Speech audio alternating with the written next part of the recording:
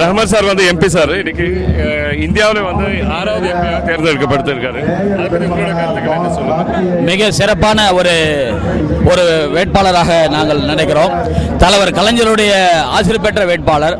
தலைவர் கலைஞருடைய சாதனைகளை எல்லாம் எடுத்து கூறி இந்த மக்களிடத்திலே நாங்கள் செய்துகின்ற நல்ல சாதனைகளை எல்லாம் எடுத்து கூறி அவரிடத்திலே நினைவுபடுத்தி நாங்கள் வாக்கள் சேகரிக்கிறோம். அதே நேரத்தில் இந்த ஜெயலலிதா அராஜக ஆட்சியை ஒழிக்க இந்த விலைவாசி உயர்வுகள் எல்லாம் மக்களிடம் எண்ணத்தில் வைத்திருக்கிறார்கள்.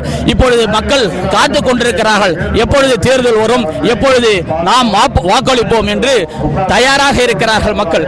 ஏன் என்று சொன்னால் இந்த அராஜக ஆட்சி ஒரு முடிவுக்கு கட்ட வேண்டும் என்று மக்கள் எதிர்பார்த்து கொண்டிருக்கிறார்கள்.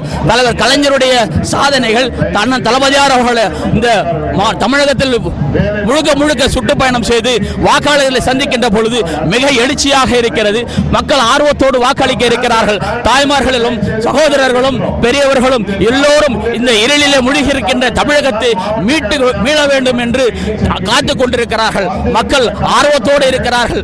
எப்பொழுது தேதி வரும், எப்பொழுது நாம் வாக்களிப்போம் என்று நம் அப்துல் ரஹ்மான் அவர்களுக்கு இங்கு ஒதுக்கப்பட்டிருக்கிறார் சின்னம், ஏணி சின்னம். அந்த சின்னத்திலே எல்லோரும் வாக்களிப்பார்கள் என்று ஆர்வத்தோடு இருக்கிறார்கள்.